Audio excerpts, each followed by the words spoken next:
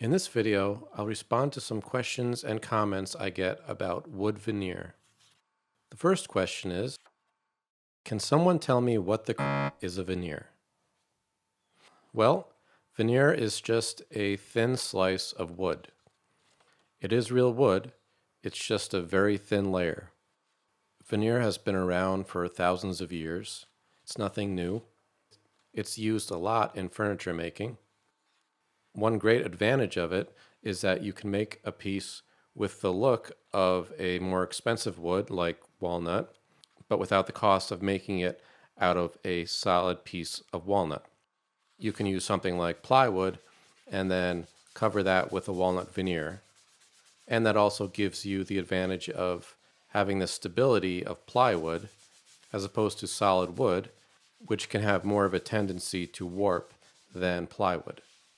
Here's a piece of birch plywood with a walnut veneer glued to it. And now moving on to the next group of questions. Hey Dash, how can you tell when a piece of wood has veneer or not? How can you tell solid wood from veneer when you're looking for a piece to refinish? How can you tell if something has a veneer? I want to strip an antique table, but can't tell. How do you tell if something is made of solid wood rather than using plywood or veneers? Is there a certain look or something that I'm missing? Thanks. Is this veneer? Google your pronunciation of veneer. Am I saying it wrong? I'm probably saying veneer instead of veneer. Oh well.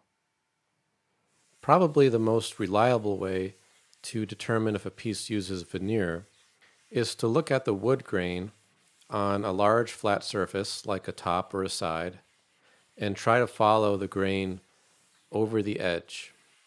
For example, on this end table, which was made by Lane Furniture Company in the 1960s, if you try to follow the grain pattern over the edge, it just stops.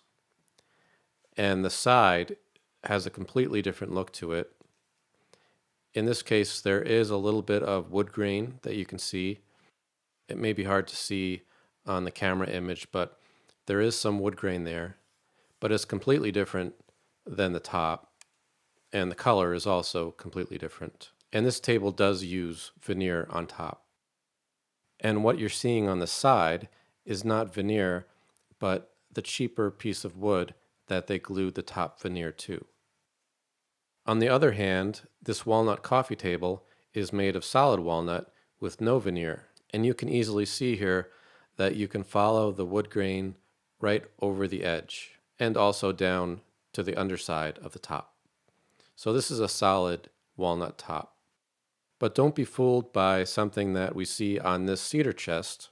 This was also made by Lane in the 1960s. The top is walnut, and if you follow the grain over the edge, you do see more walnut wood grain, but notice that the grain changes direction as you go over the edge. And that's because the top is veneer and the side is also veneer, but a separate piece from the top. They used walnut edge banding here on the side. So you may think, oh, well, there's walnut grain there. It must be solid walnut. If it was solid walnut, you would see end grain there. Here's a piece of solid walnut, and you can see what the end grain looks like. So that's something to watch out for. Here's another example. This is a small teak table that was made in Norway. It uses teak veneer on the top and edge banding around the edge, like the Lane cedar chest that we looked at. But here you can see that it uses a thicker edge banding than the cedar chest did. So you may see this and think, oh, well, that looks like solid teak, which it is, but it's still just a thin strip of it glued onto the end to hide whatever is beneath it, which in this case may be particle board or plywood. So that's also something to look out for. Another thing to note on this piece is that it uses teak veneer on the underside as well as the top. So you may look at that and think, oh, well, it's teak on top and it's teak on the bottom. It must be solid teak. But that's not necessarily the case. you will often see veneer on the top and the bottom. Another thing to keep in mind is that a piece of furniture will often be a mix of veneered surfaces and solid wood. The most common case of this is a table or chair that has solid wood legs and veneered top and sides. Or in the case of a chair, maybe the back, if it has a flat back, that may be veneered. For instance, on this chair, made by Lane Furniture Company in the 1960s, the back of it is a curved piece of plywood with walnut veneer on it, but the other parts of it are solid wood. So, on a piece like this, you might look at the legs and think, oh, well, they're solid, so the whole thing must be solid wood. But that's not always the case.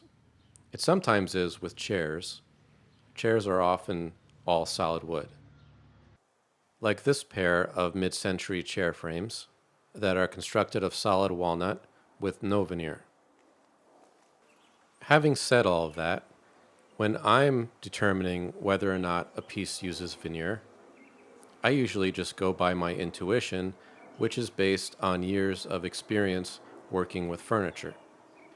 I mostly work on American factory-made furniture that was made between the 1920s and 1960s. And it's been my experience that maybe between 80 and 90% of that furniture uses at least some veneer in its construction, especially if it's a higher end wood like walnut or mahogany. So if I'm in a thrift store or at a garage sale, I just know that most of the furniture there is going to be furniture that uses veneer. I have found that there are some exceptions to that. I've found that furniture that's made of birch or maple or oak has a better chance of being solid wood than a walnut or mahogany. For instance, this desk made by Haywood Wakefield is constructed with solid birch and no veneer, and most of their furniture from that era was solid wood.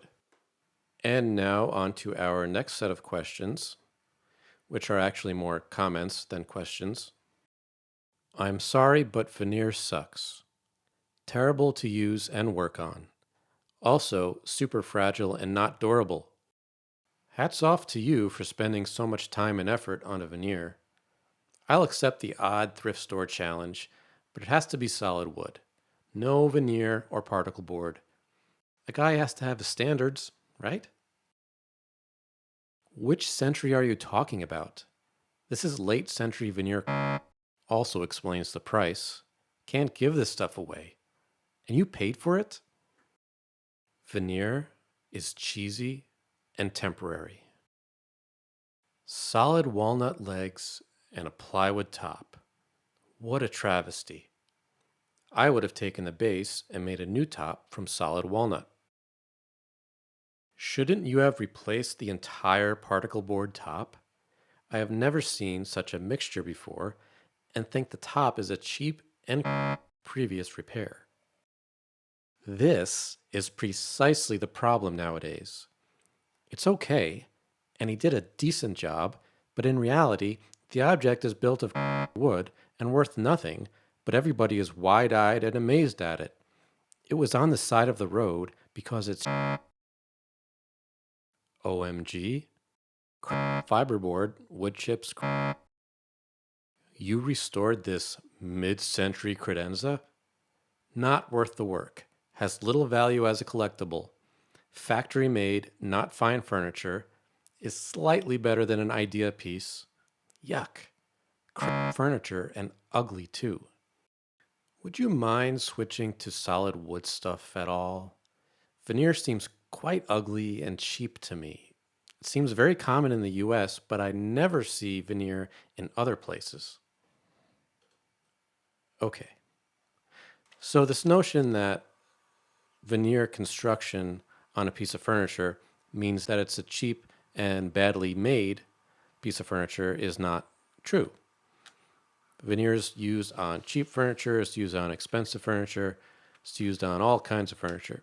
And that notion kind of reminds me of this idea that people seem to have that if a piece of furniture has dovetailed drawers, then it must be a well made quality piece of furniture. And you see this a lot if you ever look at ads online for furniture for sale. There's always a picture with the drawer open showing the dovetails. But that doesn't really tell you much. Sure, dovetail joints on drawers are great, but I've come across plenty of cheap furniture, badly made furniture, that also has dovetail joints on the drawers. So, back to veneer. There's nothing wrong with veneer. It doesn't mean that it's a cheap, badly made piece of furniture. And yes, veneer is often put over particle board or plywood, but that's also not a sign of cheap, badly made furniture. And the majority of furniture out there, whether it's expensive or inexpensive, most likely has some plywood on it or particle board.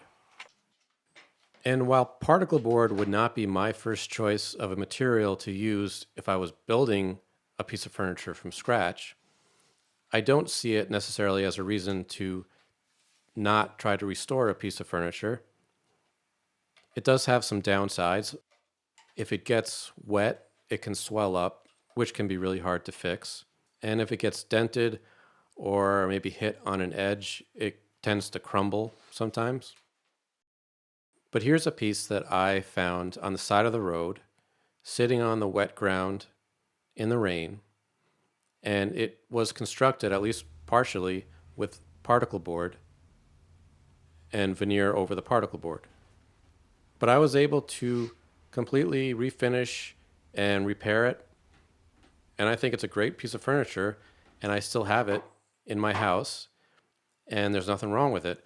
It looks great, works great, and I don't think just because it has particle board in it somewhere that it should be trashed. And plywood is great. Plywood works really well in furniture making, especially for large flat surfaces. And you'd probably be surprised at how much furniture that you think is solid wood is actually veneer over plywood. And I just happen to have a book here about cabinet making. It's from 1967, and this is what it says about plywood.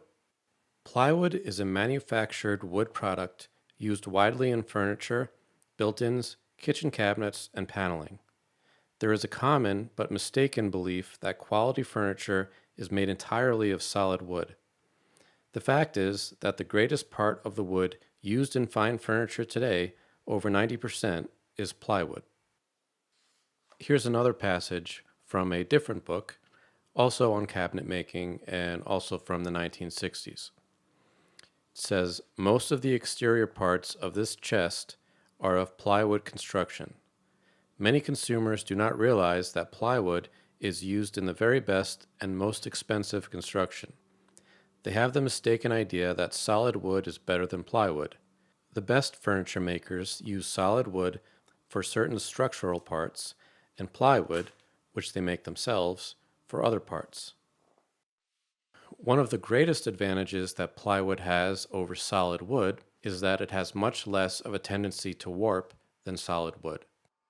Here's a top from a dresser that I did a video on recently. The dresser is constructed of solid walnut, and this top is one piece of solid walnut, which you don't see very often, but look how much it's warped.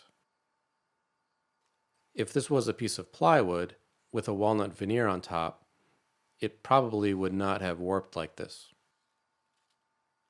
And this probably wouldn't have warped quite as much if they had used a few different boards of solid walnut as opposed to just one wide board. But even so, if this was plywood with a walnut veneer, it probably wouldn't have warped like this. Plywood can also be bent. Here's a chair by Tonette that is made of bent plywood. Not only is it sturdy, but it looks great, and it's one of the most comfortable chairs that I've sat in. But veneer can also be applied to solid wood. It doesn't have to be plywood or particle board. Here's a guitar that I built using wood that I got from an old piano. And the wood is solid chestnut with a walnut veneer on top. And I didn't put the veneer on, that's the way the piano manufacturer made it. Solid wood with a veneer over that. And it sounds great.